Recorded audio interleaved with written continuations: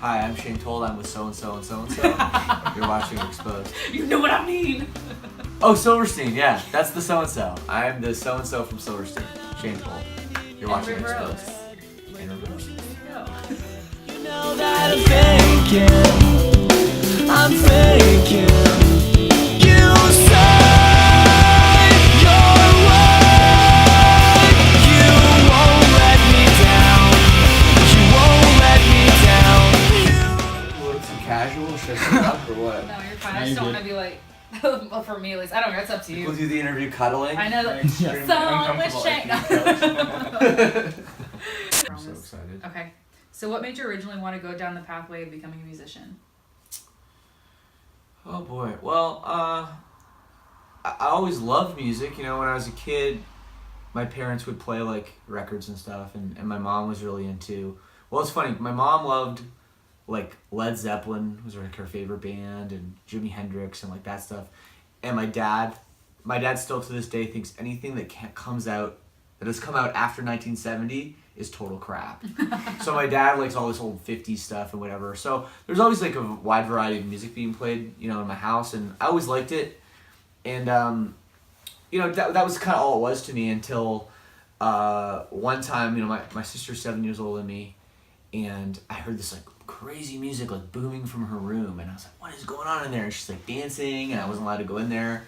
So she went out one time, and I snuck in, and I turned on her stereo, and I put on this record, and it was Metallica. Mm-hmm. And right away I was like, holy fuck, like this, it like spoke to me. I was like, it's so heavy and dark and like aggressive, and it changed my life. And right when I heard that, I was like, I have to do that. What is that?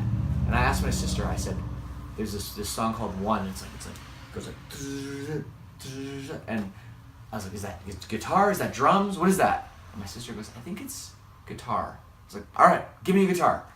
So I got a guitar, and I just tried to learn every Metallica song I could. Mm-hmm. And then from there, you know, found out a bunch of other bands.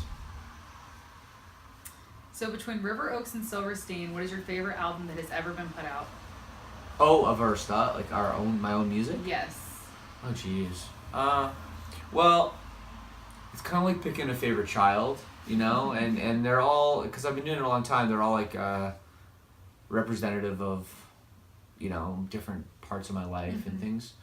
But probably my favorite record Silverstein has done is This Style of Wind Shifts. It's about 4 years ago we put that record out, and we had a new member in the band, Paul Mark, who, you know, did a little more writing, and I felt like we've really clicked together.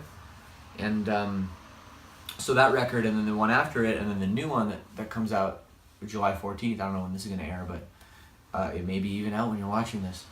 And that, I think that those three records are our strongest. So it's cool to still be making, you know, the music that I feel is our like strongest, and our fans feel is our strongest, you know, like this far into our career. Mm-hmm. So what made you want to start River Oaks? Well, like I said about the whole, you know, Metallica thing, and my sister saying, oh, what is that? I got a guitar. So I was a guitar player. Mm-hmm. And so that's what I did. I played guitar, and I started bands with my friends, and I wanted to be a guitar player. And then there comes that moment when you're just with your like dumb buddies and you're playing music, and you know, it was like with us, we'd play music, then we'd like play basketball for a while, and we'd like eat pizza and play video games. Like it was like something that we did. So we were, you know, when it came time to like start a band, we were like, well, we need to have singing, but we didn't have any more friends. Yeah. So we all just sort of like we're like, I don't know, you do it, you know, and people were like, well, you can kind of, I could like kind of sing. So I became a singer. So after that, you know, I got more and more into singing, and then with Silverstein, as anybody watching this knows, like I just sing, I don't play anything. And from all those years of being in Silverstein just singing, I just miss playing guitar like so much. So, you know, I'd play on the records and I'd write songs and stuff, but like performing on stage and playing and singing, I missed it. So River Oaks was a good outlet for me to start that and do things myself, write songs myself, play guitar and sing myself, and like I even played drums on those records. So, you know, it's like that whole thing was just something very different musically for me to kind of, you know, express, I guess. So how'd you come up with the name Silverstein, and how'd you come up with the name Oh, River boy. Oaks?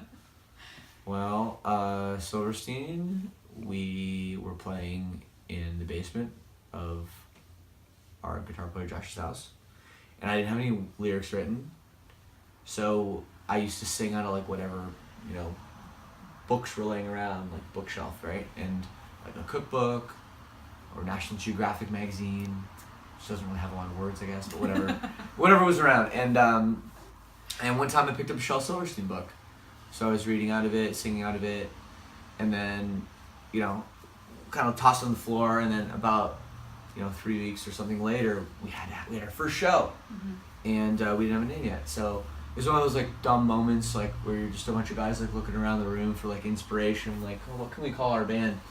And then I kind of looked at the floor and saw that Shel Silverstein book and said, Silverstein? Everyone's like, okay. And we went with the name, and here we are. So, you know, 17 years later. And River Oaks is the community where I grew up, in Oakville, Ontario. So it's kind of a throwback to, you know, how I mentioned about playing guitar and singing and doing all that stuff early in my life. It's kind of like a bit of a throwback to that. All right. So, what are some of the personal hardships from being on the road, and how have they affected you? Well, I mean, when you do what we do, and you're a full-time musician, and that's how you make your livelihood and everything, you spend a lot of time away from loved ones. And, you know, you miss every special occasion, every friend's birthday, and, you know, my friends are constantly saying, oh, like, when are you back? When are you leaving? Like, are you going to be here on this day? Like, can you come to my wedding? And it's like, oh, like, no, I mean, I can't, you know? So those things are tough. And then just, you know, trying to have a relationship with any normalcy can be really difficult too. So I'd say that those things are the toughest, but of course, I wouldn't have done it all these years if, you know, the whole, you know, traveling and making music. Rewarding. Exactly, it's so rewarding. So those things make up for it. But there are times when, especially a tour like Warped Tour, where it's like so brutal and so long and just, it's hard, you know. There's definitely times when you're like, oh, I just want to like go home and like, you know, see my friends and like, you know, you miss things, like you miss like your shower. God, like my shower is so good. It's not even that good, but it's my shower. It feels so good. So, you know, just like things like that you miss, and like, you know, it can be tough when you're gone from home for a long time. All right. So, when can we expect more music from River Oaks? Well, I am writing it. So when it's done, I guess. It's done and put out. When it's done and recorded, then Yeah. yeah, you can hear it. So yeah, it's been, I know it's been a little bit of a while since I put out the EP, but I feel like, you know, I'm busy with Silverstein. I'm not trying to rush anything out, and I could kind of shit out 10 songs and they might be okay, but I feel like this being the first thing from this project and it really just being me and my name on it, I don't want to rush it, and I don't want to, you know, just put out any sort of thing I'm not totally 100% on. So I got a lot of songs I really like, and the ones that I think I kind of like, I think I'm going to get rid of until I write the ones that I really like again. Okay. And when I come up with like, you know, 11 or 12, then you shall hear it. Okay. So, what are you currently listening to? There's a few bands like I really like. They're on Warped Tour actually. I really like that band Trophy Eyes. Mm-hmm. They're rad. I really like Trash Boat too. They're another like newer band that I really like. And of course, like I'm for some reason I'm defaulting to Warped Tour bands, but you know, just like my good friends, like Beartooth is, you know, I still jam those like records, even though they're like, you know, not brand new or anything. I think they're awesome, and then for me, I listen to a lot of podcasts actually, so that's something I'm into as well. All right. So, while on tour, there's some musicians who like to sightsee and some who lean more towards trying new foods. Which one do you say you look forward to when traveling? It really depends where we're going. See, we've done this a long time, and we've seen we've been to the same city so many times, and like I've kind of already seen everything. Like I've been to the Space Needle, you know, like those kinds of things. Yeah. It's like, how many times am I gonna go to the Space Needle? Yeah, until Pretty you- much once and you're good, you know. Yeah. Maybe not even once and you're good, to be honest. I know no that. offense. I'm the same way. And well, we have the CN Tower in Toronto. Like I don't know. you get it's- up there and it's- you're like, this is it? Okay. Well, yeah. I mean, ours is like probably 18 times taller than your little dinky thing, but well, let's be real, it's tiny. But no, I think like I'm more of a kind of guy that like wants to go and hang out with the local people and see what they're doing, and you know, a lot of the guys in our band are into like, you know, like craft beer and good food and breweries and you know that kind of stuff. So I'd say we more lean towards that, but part of that is because we've already seen everything, you know, and pretty much every city, because we've gone there like a million times. We've at some point done the thing. Yeah. So once you've done the thing, then you want to do the more what the locals do, and I think that's mostly where I'm at. Okay. So what is your all-time favorite tour you have been on? Whew, that's tough. It's funny. I think. Oh, that's a sick Bosch record too. I didn't even see that. Right behind the Nine Inch Nails tape. Yeah, I saw the Nine Inch Nails tape, but I didn't even see the Bosch record. Sick. I love Bosch. Well, we were playing. Sorry, we weren't playing. I was at a show in Toronto the other day, and it was Rise Against and Deftones. And it's funny because I ran into a bunch of the guys from those bands, and we've toured with both of them before. And I'd say that the two tours we did with both those two bands were like two of my favorites. Mm-hmm. The one tour we did with Deftones was the Taste of Chaos tour a very long time ago, which was like super, super fun. Kind of right when we were a younger band. It was like our first big thing. Yeah. Like we're playing like in arenas and stuff. We'd never done that before. It was really, really cool. And then the Rise Against tour we did with them, you know, direct support, and we were playing some crazy places. Like we played at Red Rocks in Denver, which was like that beautiful like natural amphitheater, like carved into the mountains, and we played like Long Beach Arena with like Lagwagon played with us. So it was like that tour, some amazing shows, and also Rise Against just being the best guys and such good friends, and just a band that really like, they really practice what they preach, and it's you know always very influential. I mean musically up to a point, but more so just how they operated and how they were as dudes was like great for us, and even before that they were like took us out on one of our first tours. So it's funny, I just was reminded of those tours the other day and thinking of how fondly I remember them. Yeah, that's good. What's your favorite food place to hit while on the road? Depends where you are. Yeah, I've heard that. See, when we're out here, West Coast, like the Veggie Grill, Veggie Grill's good. What else do I like? Taco Del Mar, not so much. You guys like Taco Del Mar? I've never even had it. Oh no, isn't it a Seattle thing? Have you guys had No. it? I haven't had it. I've had it, yeah. Several times. Okay, yeah, it's garbage, but It's not that great. no, I'm trying to think of like there's always the regional things like Taco time. yeah, no, I'm not so into Taco Time. That is that's in Canada too. Is it? But no, I'll tell you, there's a place in Texas called Taco Cabana. I can't get enough of that place, man. And it's just a chain or whatever, but man, I love it. Anytime I'm in Texas or Oklahoma or whatever, I'll like pull out my phone and be like, Where's it at though? yeah, so yeah, like I mean, there's different things everywhere that are great, and you know, that's another part of my job that is cool, you know, because you get to do all that different stuff. Go everywhere. Do you have any weird talents? I'm pretty good at foosball. Really? Got a foosball table in here? No. I can show you. Yeah, I'm pretty good at foosball because we had one in my like high school cafeteria. So we'd all just like skip class and Just play go play foosball all foosball? day. Yeah. So I got pretty good at that. I used to be a professional poker player for a while. So I'm pretty good at cards too. And like I'm pretty good at games. Yeah. Yeah.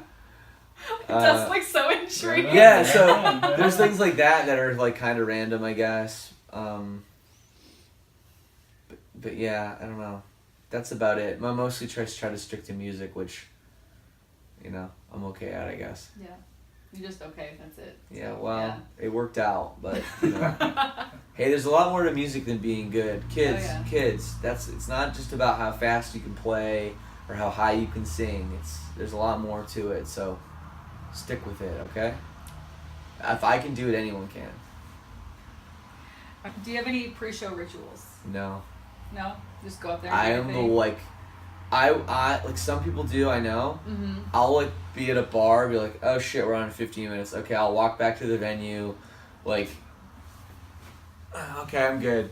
Wearing the clothes, like, I just go on stage. I am not any kind of like rock star to have my things I need or my like green M&Ms or anything. Like, the most hilarious story I've ever heard, and I'll tell, it's not about me, but I can't verify if this is true, Mm-hmm. but I heard it from the source. So,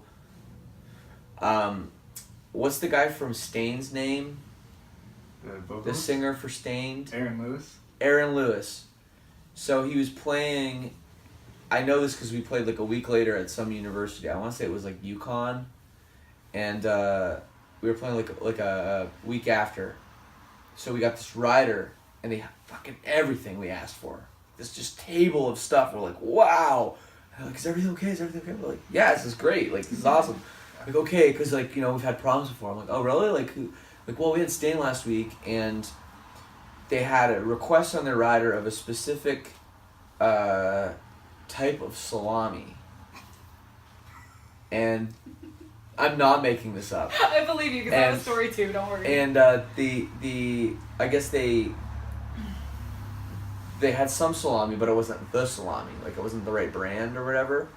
So they're supposed to go on, and I guess Aaron Lewis is like, where's my salami? I need my salami or I'm not going on stage. And they're like, okay, well, like, I'm sorry. And they're like, he's like, no, like, seriously.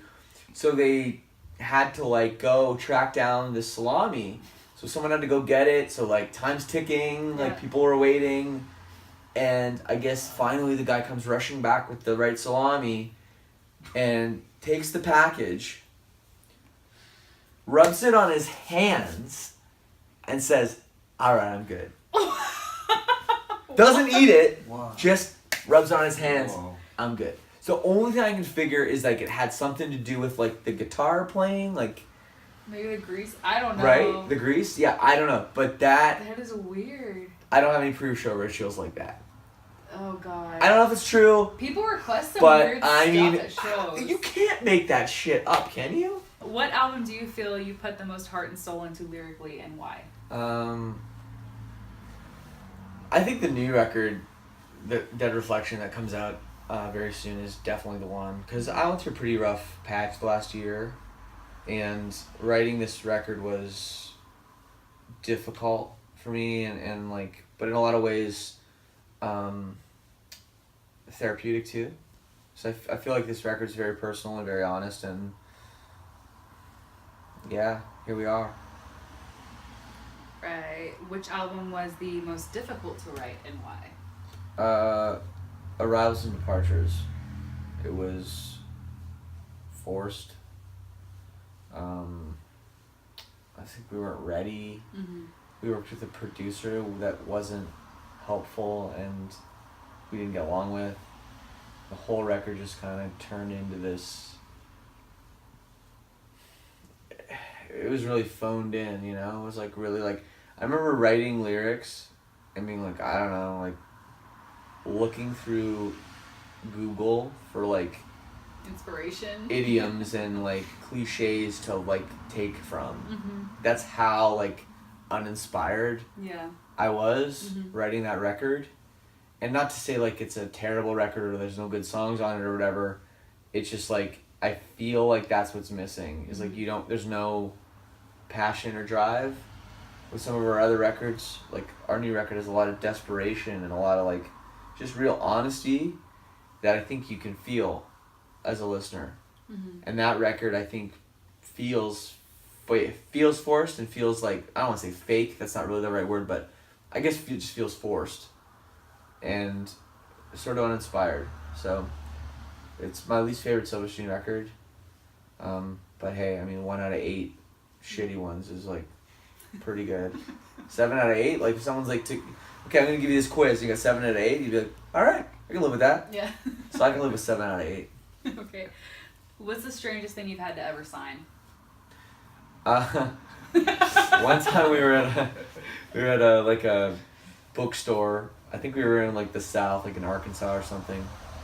And you know, people are coming through the line, and this woman has like a baby, like a newborn baby. She walks up, and we go, "Oh, hi, how are you?" She goes, "Good. Can we sign something for you?" She goes, "Sign my baby." And we were just like, "What?" And I have this Sharpie, and I'm like, "Ah." She's like, "Sign it." I'm like, "Ah." And I just did it. I don't know. I just was like, "Okay," and I signed the baby. So I'd say that was probably the weirdest. What is the weirdest thing a fan has done? Besides that one? Besides that one. We were staying at a house one time. Well, it was in California, and the guy said we could stay at his house. Mm-hmm. So we went there. He made us park on a different street, which we thought was weird.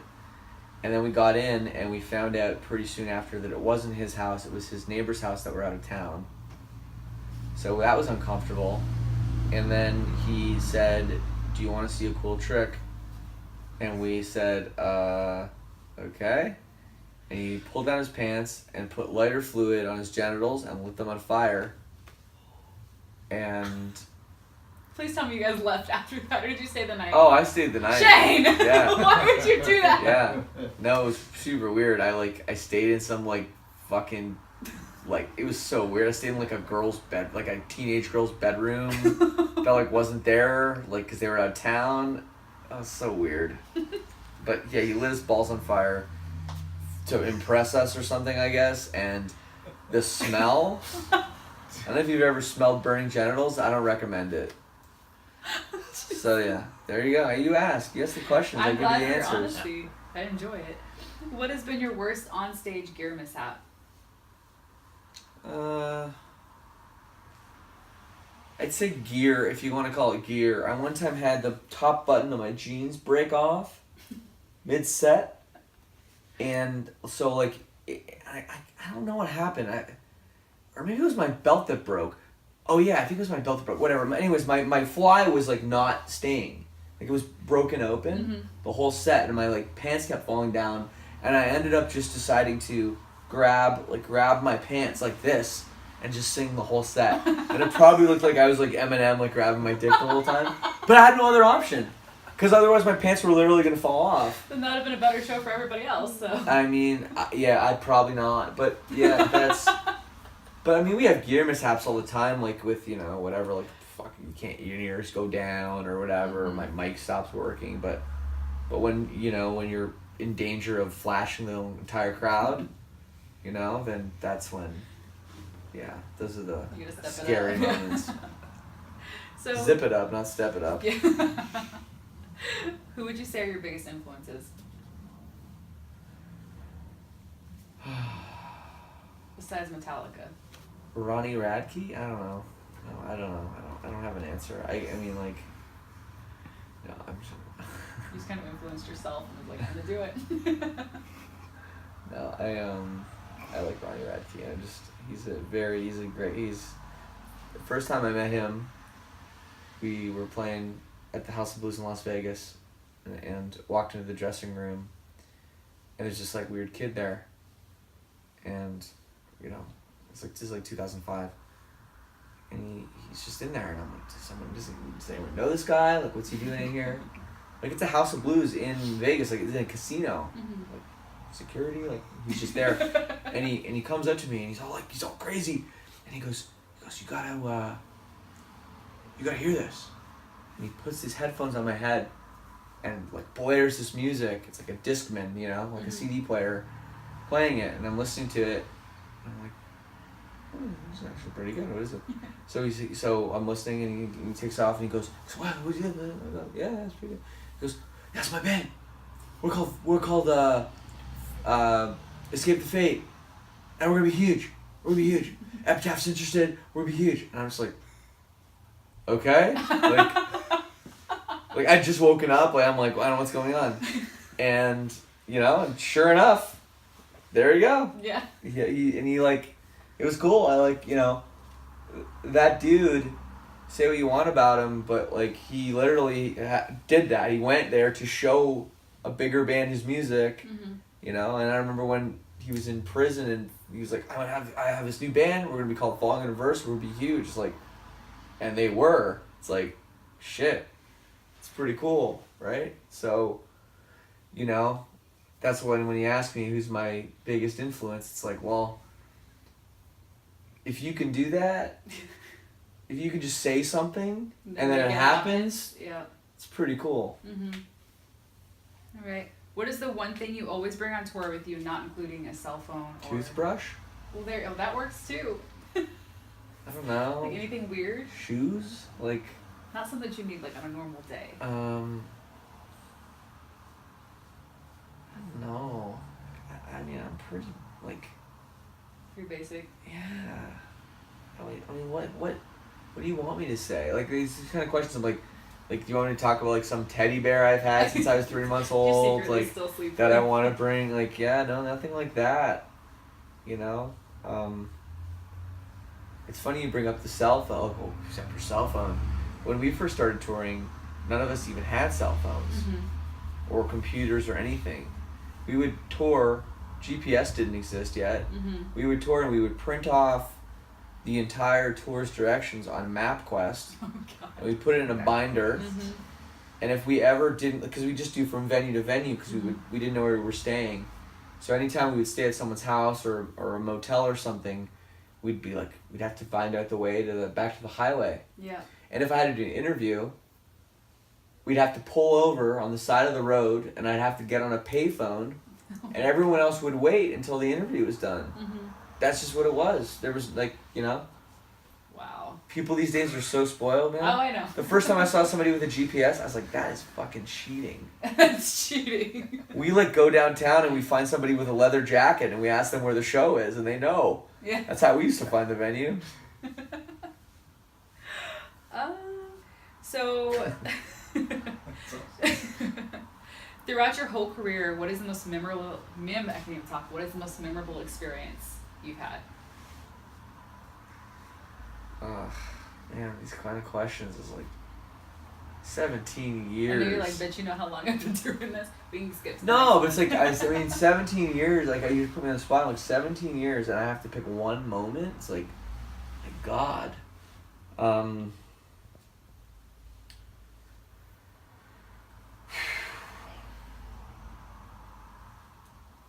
It's so hard. I mean, I'll never forget the day that we got signed to Victory. That was a pretty big moment. I was working this shitty summer job as one at university and working this shitty summer job, and all I was doing was thinking about the band and thinking about music. Yeah. And and wanting to work on songs and everything, and if we'd have a local show, I'd be like, what set list are we gonna play? And I'd be scribbling and basically not working at my job, but feeling I'm wasting my time or something because I should be focusing on school or my job or whatever, because that's real life, and this other stuff is just a stupid hobby, So I remember when I was sitting at that job, literally writing out a set list for a show we were gonna play in 2 days, fantasizing about the order of the songs. When my office phone rings and our drummer says, I just got a call from Victory Records and they're interested in signing our band. And just all of a sudden it clicked that, oh yeah, all this, bullshit, what I thought was bullshit, writing set lists and stuff was actually maybe kind of working or kind of important. And sure enough, the owner Tony came up and met us and we had breakfast together and then played a show for him, and a month later we were on the label. So it was that's I'll never forget. That was the moment when my life changed, from music just being a little thing that I almost felt silly about being, in my, I felt old. I was like 22, 21, but I felt old. And then, all of a sudden being like, okay, like now it's like I'm another word. I'm in, I'm like, this is, okay, this is real now. Mm-hmm. So it was when that happened, I all of a sudden was like, okay, like these stupid things are actually something, Mm-hmm. So how do you feel the internet and apps such as Spotify and iTunes have impacted musicians in present day's time, and has it made it harder to gain recognition amongst the vast amount of other bands in the world? Well, we came in before all that stuff. Mm-hmm. That's why I figured you'd be the perfect person to ask that. So like one thing that we've always done is we've always tried to not try to be the jaded old guys, not try to be the like, oh, it was better, back when it was like that, Back in or my day. whatever. Exactly, with my parents, back in my day we walked, uphill both ways and 4 feet of snow. Just to get to school. Right, like that, exactly. That we never wanted to be those people. And, I remember when Friendster came out, it was like the first social media site. We got an account. We were like the first band ever to get Friendster. Mm-hmm. And then MySpace came out and we got that. And Facebook and Twitter and all these things, like we always just got the account. We embraced it as like a way to, reach our fans or whatever. And, all these things that come out, it's like, whoa, we always think, well, what can we do to use this, as a tool or as like, an ally. And, so that's, back to your question, I think like all that stuff, if you look at it as some kind of hindrance, if you look at it like, oh, now there's this door's opening for all these other bands to be on the same platform as us or be on the same level as us, like, well, we've been around longer and we should be able to use that to our advantage even more than those bands. So we feel like we have, and we've tried to embrace all that stuff, and I think it's pretty cool now. I would love, like, I wish Spotify or like any of those things existed when I was a kid. Like, what, you pay like $10 a month, you can listen to anything? Mm-hmm. It's like wild, man. I would get my $10 allowance, and that was like not even enough to buy half a CD.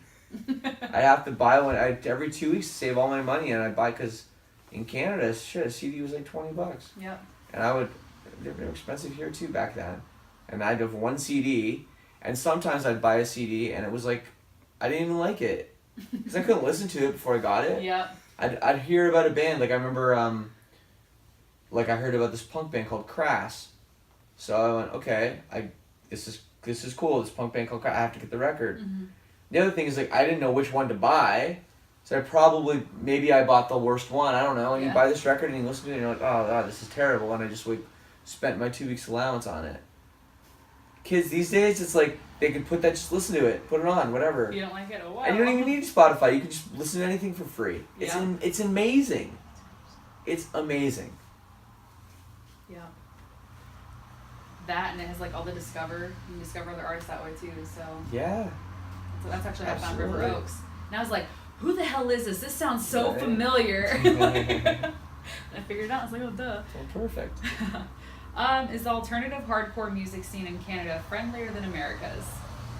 It's the fucking It's same. the same. Yeah, I don't think there's much difference. Yeah, we had a real great scene, like when we were coming up with a lot of great bands, and we were lucky to come from a place where like you could play a local show. It didn't even matter who's playing, and there'd be like 200 or 300 people there. Yeah. Didn't even matter who's playing. So, I think that, and there's a lot of great bands. So I think everyone kind of stepped it up and was like, okay, if we're gonna play a show, we need to be like at least half as good as this great band. So there wasn't a lot of like bad bands. Mm-hmm. So I think that helped our scene grow and put Canada on the map. Yeah. But in terms of friendliness, There. I think it's about the same. There's plenty of Canadians have a reputation of being nice people, but I know plenty of people that are dicks. I think that's everywhere though. Right, totally. So Silverstein is releasing a new album. Can you tell us more about that? Comes out on July 14th. It's called Dead Reflection. It's 12 songs. The album cover's like sort of pinkish in color. Mhm. It's on Res Records. Okay. It's good. It's pretty heavy, Mhm. but also kind of poppy. Oh. It's catchy, you know? Okay. It's catchy but bold. And yeah, we have released now, I guess, 3 songs from it. Okay. A song we did last year called Ghost. Another song that came out actually today. Doesn't matter because you're not listening to this today, but called Lost Positives, and another song called Retrograde. Mhm. And we think they're all rippers, so Awesome. we're excited. Cool. All right, guys. So I am in Seattle right now with Shane Told from Silverstein and River Oaks, and this is the first date for Warped Tour 2017. So make sure you check out Silverstein on Warped Tour this year. Cold nights in a broken home, long talks at the dial tone.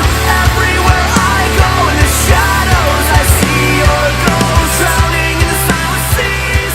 You said you would. Hey, there's a lot more to music than being good. Kids, Oh, yeah. kids. It's not just about how fast you can play or how high you can sing.